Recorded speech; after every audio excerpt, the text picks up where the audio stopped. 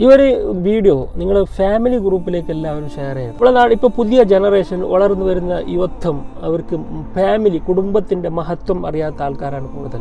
വേറെ ഒന്നല്ല, അവർക്ക് ഒരുപാട് വാട്സപ്പ് ഗ്രൂപ്പ് ഉണ്ടാവും, അല്ല അവരുടെ ചങ്ക്സ് ബ്രദേഴ്സ്, അല്ലെങ്കിൽ SSL പഠിച്ച +2 പഠിച്ച, അങ്ങനെ ഒരുപാട് ചവറുകണക്കിന് ഗ്രൂപ്പ് ഉണ്ടാവും. അതിൻ്റെ ഇടയ്ക്ക് ഒരു ചെറിയൊരു ഫാമിലി ഗ്രൂപ്പ് ഉണ്ട്. അത് ഈ പുതിയ പിള്ളേർക്ക് ഉപ്പാൻ്റെ ഫാമിലി ആരാണ്, ഉമ്മാൻ്റെ ഫാമിലി ആരാണ് ഒന്നും അറിയില്ല. അവർ സ്വന്തം കല്യാണത്തിന്, അവർ സ്വന്തം നിക്കാഹിന് പോലും ഒരു ഇൻവിറ്റേഷൻ ലെറ്റർ അല്ലെങ്കിൽ ഒരു വോയിസ് വന്നിട്ട് പറയാൻ പോലും അവർക്ക് സമയമില്ല. വീട്ടിലേക്ക് എങ്ങനെ പോയപ്പോൾ പറ്റുന്നില്ല, ബിസിയാണ്, അതാണ് ഇതാണ്, എല്ലാം ഗൾഫിലാണ് കൂടുതൽ കുടുംബക്കാർ. അവരൊന്നും വിളിക്കേണ്ട, അവർക്ക് പ്രശ്നമൊന്നും, അതിനെല്ലാം സൗകര്യം ഒന്നും ഉണ്ടാക്കി തന്നിട്ടുണ്ട്. ഒരു ഫാമിലി ഗ്രൂപ്പ് എന്ന് പറഞ്ഞിട്ട് അവിടെ ഒരു വോയിസ് ഇടാം, അസ്സലാമു അലൈക്കും, എൻ്റെ ഇന്ന് ഏറ്റവും നിക്കാഹാണ്, അങ്ങനെ ഒരു വോയിസ് ഇടാം. എന്നിട്ടൊരു എല്ലാവർക്കും കിട്ടി, എല്ലാവരും ദുആ കിട്ടി, എല്ലാവരും സന്തോഷമായി. നിങ്ങൾ തന്നെ വോയിസ് ഇടണം, നിങ്ങളാണ് നിക്കാഹ്, അല്ല വേറെ തന്നെ അല്ല. അപ്പോൾ ജീവിതത്തിലെ ഏറ്റവും പ്രധാനപ്പെട്ട ദീന് പൂർത്തീകരിക്കുന്ന ഒരു സംഗതിയാണ് എന്ത്, നിക്കാഹ് എന്നുള്ളത്. അപ്പോൾ നിക്കാഹിന് ആദ്യം നമ്മളെന്താ, നല്ല വേണ്ടപ്പെട്ട കുടുംബക്കാരോ, കുടുംബം എന്ന് പറയുമ്പോൾ അത് ചില്ലറ കാര്യം, നിൻ്റെ ചങ്ക് ബ്രദേഴ്സ്, നിൻ്റെ ഇപ്പോൾ കൂടുതൽ ആൾക്കാർ ഇൻഫ്ലുവൻസർ അല്ലെങ്കിൽ ചങ്ക് ബ്രദേഴ്സിനെയാണ് കൂടുതൽ ഗൗരവം കൊടുക്കുന്നത്. അവർ ഭയങ്കരമായിട്ട് വരും അല്ലത്, പക്ഷേ അവൻ കുടുംബത്തിന് അവൻ്റെ സ്വന്തം അനിയൻ അളാപ്പൻ്റെ മകനോട് അവൻ പറഞ്ഞിട്ടുണ്ടാവില്ല, അല്ലേ, അവൻ്റെ അയൽവാസിയോട് അവൻ ശരിക്കും സംസാരിച്ച് പറഞ്ഞിട്ടുണ്ടാവില്ല. അങ്ങനെ ഒരുപാട് ഗൗരവം നാട്ടുകാർക്ക് പറഞ്ഞിട്ടുണ്ടാവില്ല. അങ്ങനെ തന്നെ ഒരുപാട് ആൾക്കാർ വരുന്നുണ്ട്. അപ്പോൾ അവന് ഞാൻ പറയട്ടെ, നമ്മളെ മരണപ്പെട്ട് കഴിഞ്ഞാൽ നമ്മളെ മയ്യത്ത് കട്ടിൽ കൈ പിടിക്കാൻ കുടുംബക്കാരും നാട്ടുകാരും ഉണ്ടാവും. അല്ല ഇൻഫ്ലുവൻസർ എന്ന് പറഞ്ഞിട്ട് കുറേ നടക്കുന്നില്ലേ, അവരൊന്നും തിരിഞ്ഞു നോക്കില്ല. തിരിഞ്ഞു നോക്കിയാൽ തന്നെ അള്ളാഹുവിനെ ഭയമുള്ള, നിനക്ക് മരണപ്പെട്ടാൽ നിനക്ക് പ്രാർത്ഥിക്കുന്ന, 5 വക്ത് നിസ്കരിച്ച് നിനക്ക് പ്രാർത്ഥിക്കുന്ന അങ്ങനത്തെ ഒരു സുഹൃത്തിനെ നീ ഉണ്ടാക്കിയിട്ടുണ്ടെങ്കിൽ ഈ ദുനിയാവിൽ നീ ചെയ്യുന്ന ഏറ്റവും വലിയൊരു സമ്പത്ത് അതൊക്കെയാണ്. കുടുംബം, നിനക്ക് പ്രാർത്ഥിക്കുന്ന ഒരു കുടുംബം.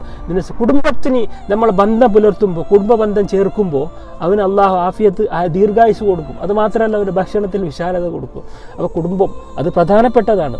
അപ്പോൾ ഞാൻ പറഞ്ഞെന്ന് വെച്ചാൽ വേറെ ഒന്നുമല്ല, നമ്മൾ അറിയാതെ ഇപ്പോഴത്തെ പുതിയ ജനറേഷൻ നിങ്ങൾക്ക് നിക്കാഹിന് കല്യാണം കഴിക്കാൻ പോകുന്നുണ്ടെങ്കിൽ നിങ്ങൾ ആദ്യം പരിഗണന കൊടുക്കേണ്ട കുടുംബത്തിനാണ്. എല്ലാ കുടുംബത്തിൻ്റെ വാട്സപ്പ് ഗ്രൂപ്പിലെങ്കിൽ അറ്റ്ലീസ്റ്റ് നിങ്ങളെ വോയിസ് ഇട്ടിട്ട് ഇൻവിറ്റേഷൻ ഇടുക. അതായത് നാട്ടുകാരുടെ എന്ത് ഗ്രൂപ്പ് ഉണ്ടെങ്കിൽ അതിലൊരു വോയിസ് ഇടുക. അപ്പോൾ എല്ലാവർക്കും കിട്ടി. ഇപ്പോൾ പേഴ്സണൽ കിട്ടും, ഗൾഫിലും പ്രവാസി ഒരുപാട് ആൾക്കാർ ഒരു വോയിസ് ഇടുക, ഒരു ഇൻവിറ്റേഷൻ ലെറ്റർ കൊടുക്കുക, അൽഹംദുലില്ലാ ദുആ കിട്ടും. അങ്ങനെ പരിഗണന കൊടുക്കുമ്പോൾ നമ്മൾക്ക് അവർ മനസ്സിൽ നല്ല സ്ഥാനം ഉണ്ടാവും, അവർക്ക് എല്ലാവർക്കും സന്തോഷമാവും, ദുആവും കിട്ടും. അപ്പോൾ ഈ ഫാമിലി ഗ്രൂപ്പ് എന്നുള്ളത് വെറും മരണ വാർത്ത, ഇന്നാലില്ലാഹി ഇന്നായിലൈഹി റാജിഊൻ എന്ന് പറഞ്ഞിട്ട് പോകാനുള്ളതല്ല. നിങ്ങൾ ഗൾഫിൽ നിന്ന് നാട്ടിലേക്ക് പോകുമ്പോൾ ഇൻഷാ അല്ലാഹ് ഞാൻ ഇന്ന് നാട്ടിലേക്ക് പോകുന്നുണ്ട്, നാട്ടിൽ നിന്ന് ഗൾഫിൽ കയറുമ്പോൾ ഞാൻ നാട്ടിലേക്ക് ഒന്ന് വോയിസ് ഇടണം, അറിയണം നാട്ടിലേക്ക് പോകുന്നത് വരുന്നൊക്കെ അറിയണം. പിന്നെ ഗ്രൂപ്പ് എന്തിനു ഫാമിലി, അങ്ങനെ അവൻ ദുആ കിട്ടും. യാത്രയല്ലേ, യാത്രയിൽ അൽഹംദുലില്ലാ അല്ലാഹു ഖൈറാക്കട്ടെ, ആരെങ്കിലും ഒരാൾ പറഞ്ഞാൽ ദുആ അല്ലാഹ് സ്വീകരിക്കൂലേ യാത്രയിൽ, അങ്ങനെ തിരിച്ചു വരും. അങ്ങനെ ഒന്നും പറയാതെ നിങ്ങളെ ഫ്രണ്ട്സിന് മാത്രം അറിയിച്ച് അങ്ങനെയല്ല. നമ്മൾ എല്ലാവരുടെ ബന്ധം, പ്രത്യേകിച്ച് കുടുംബ ബന്ധം പുലർത്തണം. അത് ഇസ്ലാം പഠിപ്പിക്കുന്നതാണ്.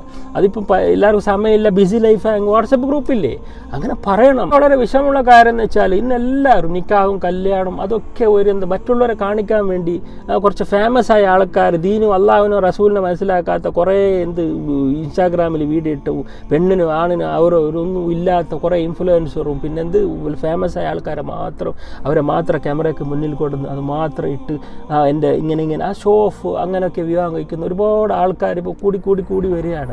അവരൊക്കെ വിചാരിച്ച് ഇതന്നെ ദുനിയാവ്. നല്ലല്ല. ഈ നിക്കാഹ് എന്ന് പറയുന്നത് എന്താണ്? നിക്കാഹ് ഒരാളെ സക്സസ് ആയി എന്ന് പറയുന്നത് എപ്പോഴാണെന്നറിയോ? അവരൊരു മംഗലം കഴിഞ്ഞതിന് ശേഷം അവർ കുടുംബജീവിതം ഒരു ബുദ്ധിമുട്ടും ഇല്ലാതെ നല്ല സ്വാലിഹായ മക്കളെ കിട്ടി ലൈഫ് ടൈം നല്ല സന്തോഷത്തോടും സ്നേഹത്തോടും ഒരാൾക്ക് കഴിഞ്ഞാൽ മാത്രമേ ആ ഒരു നിക്കാഹ് സക്സസ് ആയി എന്ന് പറയാൻ പറ്റൂ.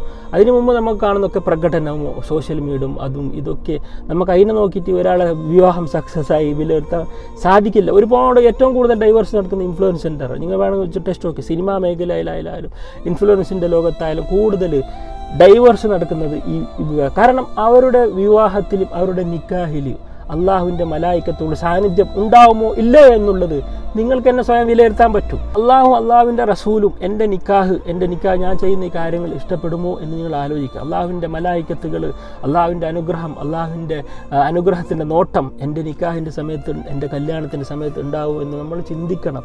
കാരണം നിക്കാഹ് എന്നുള്ളത് തമാശയല്ല. അത് നല്ല രീതിയിൽ, നല്ല ബർക്കത്താക്കപ്പെട്ട രീതിയിൽ ഹറാമുകൾ കൂടുതൽ ഒഴിവാക്കി മാക്സിമം നമ്മൾക്ക് അള്ളാഹുവിന് ഇഷ്ടപ്പെടുന്ന രീതിയിൽ മുന്നോട്ട് കൊണ്ടുപോകാൻ നമ്മൾ ശ്രമിച്ചാൽ നമ്മൾ നമ്മൾ ദാമ്പത്യ ജീവിതത്തിൽ ബർക്കത്തുണ്ടാകും. മറ്റൊരുത്തന്നെ നോക്കിയിട്ട് അവൻ 4 ദിവസം കല്യാണം കഴിച്ച് എന്നിട്ട് ഇപ്പോൾ പൊതുവെ ഒരുപാട് മഞ്ഞ കല്യാണം, മെഹന്തി കല്യാണം, എന്തെല്ലാം നമുക്ക് കല്യാണം കഴിക്കുന്നത് മറ്റുള്ളവരെ കാണിക്കാനും ഷോ ഓഫ് കാണിക്കാനും ഒക്കെ നമ്മൾ ഈ കണ്ണീർ എന്നത് ഒരു സത്യമുള്ള ഒരു വിഷയമാണ്. കണ്ണീറിനെ നമ്മൾ സൂക്ഷിക്കണം.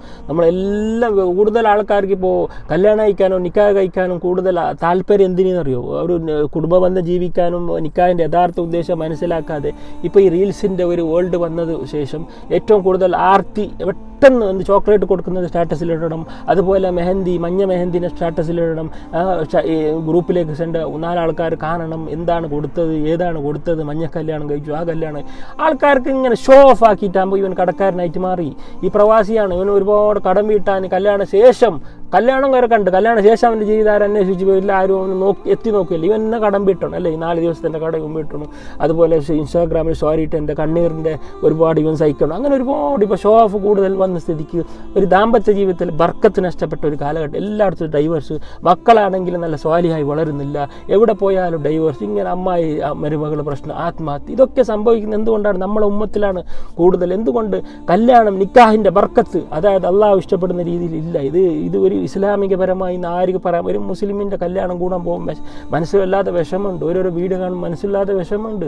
ഇത് നമ്മുടെ സമുദായത്തിൽ ഈ ജമാഅത്ത് ഇതിനെതിരെ ശക്തിയുമായി പ്രതികരിക്കണം.